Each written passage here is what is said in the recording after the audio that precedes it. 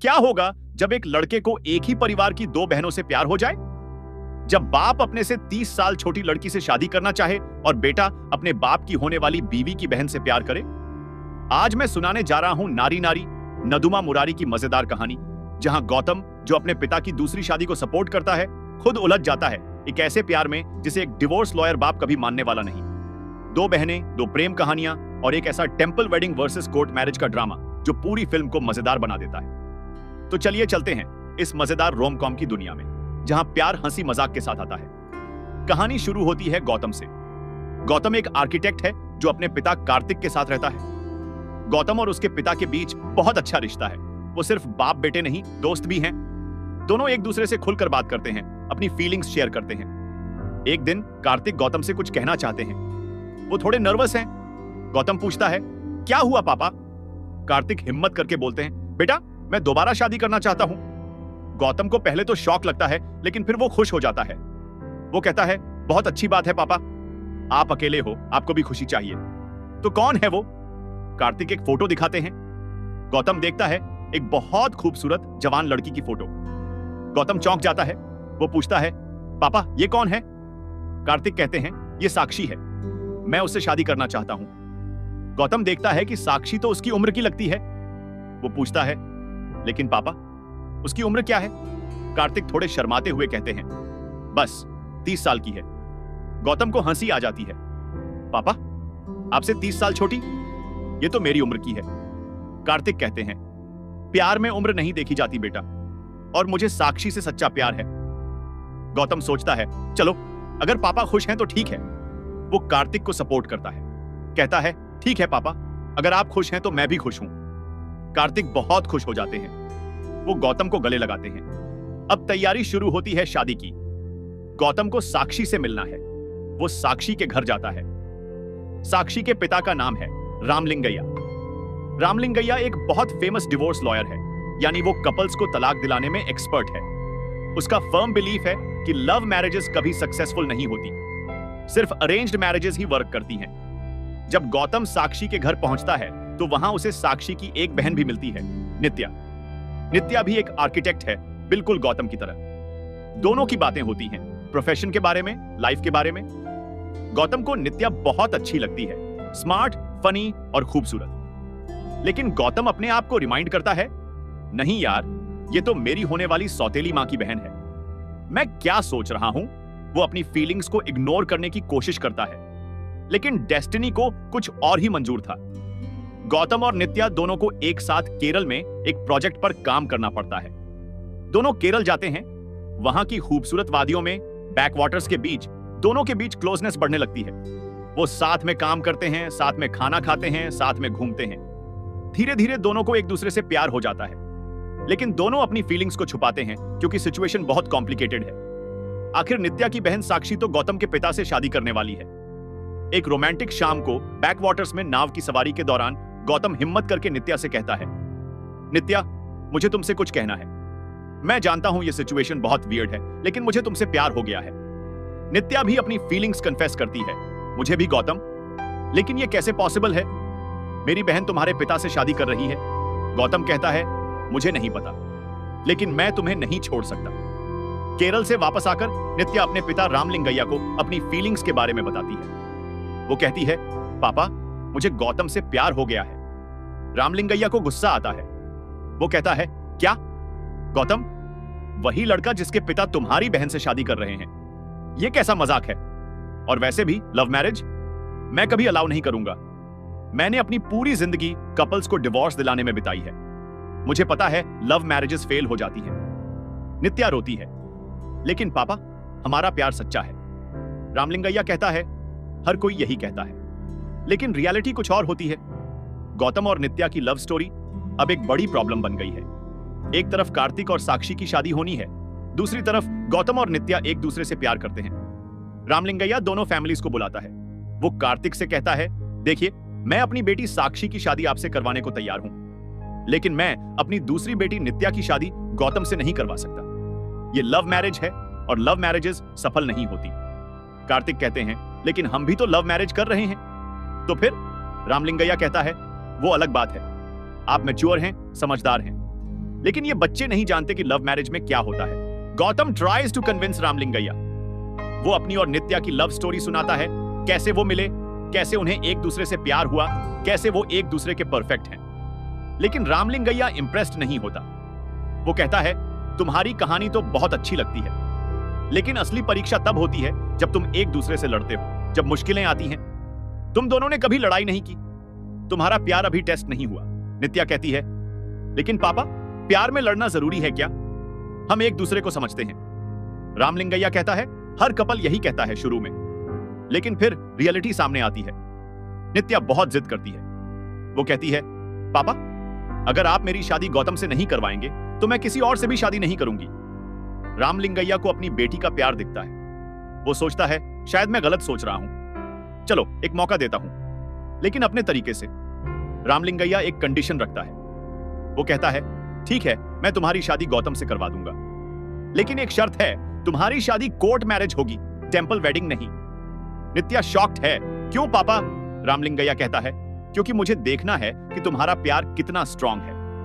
Court marriage में कोई भी ड्रामा नहीं होता, कोई रिचुअल्स नहीं होते, बस सिंपल साइनिंग और डन। और साथ ही कोर्ट मैरिज के बाद डिवोर्स लेना भी आसान होता है। अगर तुम्हारी मैरिज वर्क नहीं करती तो तुम आसानी से अलग हो सकते हो।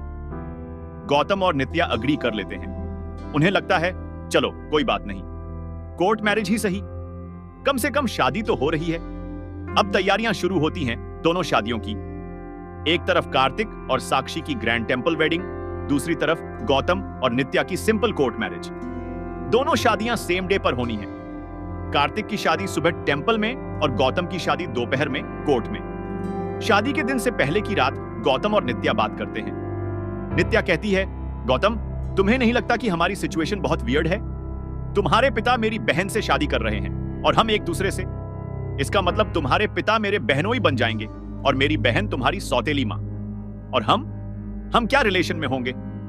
गौतम हंसता है, मुझे नहीं पता यार, लेकिन मुझे सिर्फ इतना पता है कि मैं तुमसे प्यार करता हूं। बाकी सब कंफ्यूजन है जो हम हैंडल कर लेंगे। शादी का दिन आता है। सुबह कार्तिक और साक्षी की शादी होती है टेंपल में। बहुत ग्रैंड अफेयर है, सारे रिलेटिव्स आए हैं, डेकोरेशंस हैं, म्यूजिक है। कार्तिक बहुत खुश दिख रहे हैं, साक्षी भी बहुत ब्यूटीफुल लग रही है। शादी स्मूथली हो जाती है। अब बारी है गौतम और नित्या की। दोपहर में सब लोग कोर्ट की तरफ जाते हैं, लेकिन कोर्ट पहुंचकर एक बड़ा शॉक मिलता है। जब वो मैरिज रजिस्ट्रेशन के लिए अप्लाई करते हैं तो रजिस्टर्ड ऑफिसर गौतम को पहचान लेता है। वो कहता है, रुको रुको, तुम तो वही हो ना?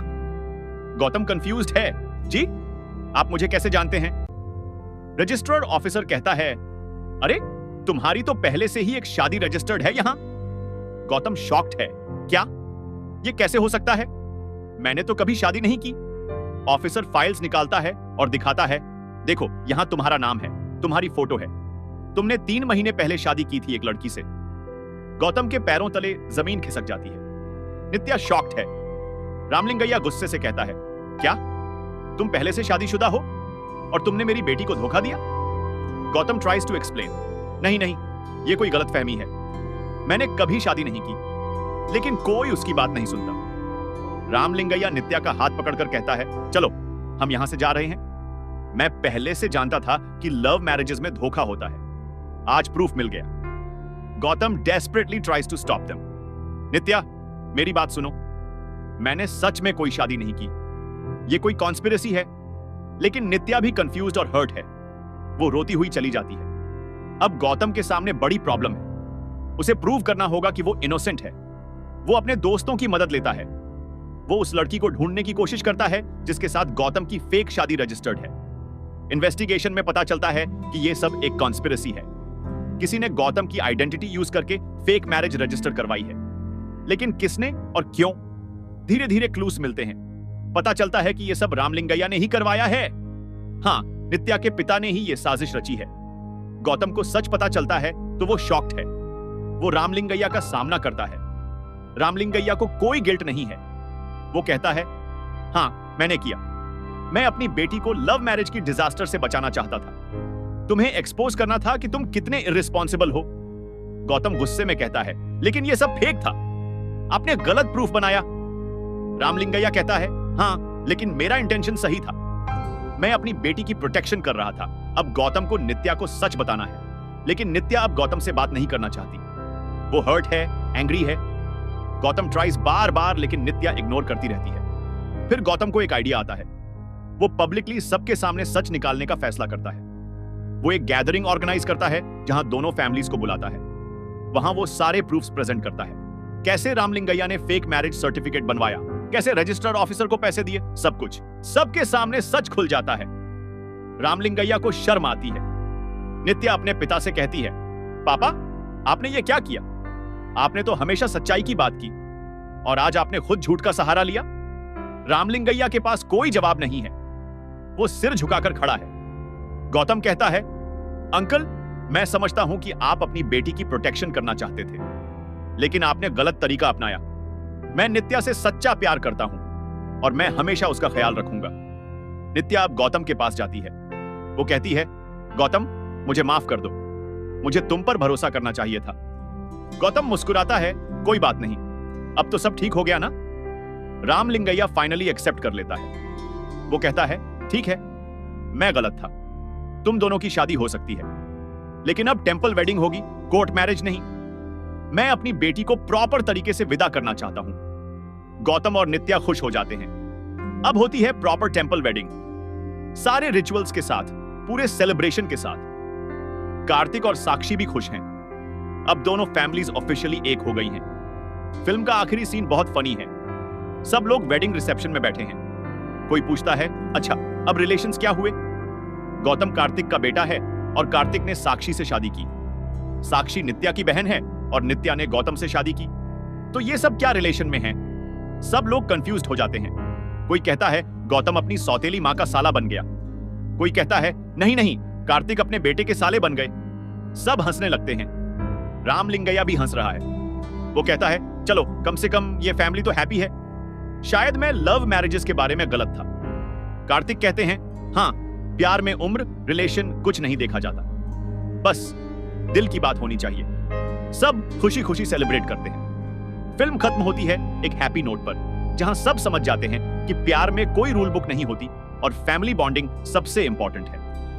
यह थी नारी नारी नादुमा मुरारी की पूरी कहानी। एक मजेदार रोमांटिक कॉमेडी जो दिखाती है कि प्यार कभी कभी बहुत कॉम्प्लिकेटेड सिचुएशंस में भी हो सकता है। शर्वानंद और पूरी कास्ट की कॉमेडी टाइमिंग, नरेश का शानदार परफॉर्मेंस जो पिता के कॉम्प्लेक्स कैरेक्टर को परफेक्टली पोर्ट्रे करता है, और एक ऐसी कहानी जो हंसाती भी है और सोचने पर मजबूर भी करती है कि क्या लव मैरिजेस सच में फेल होती है या ये सिर्फ एक धारणा है।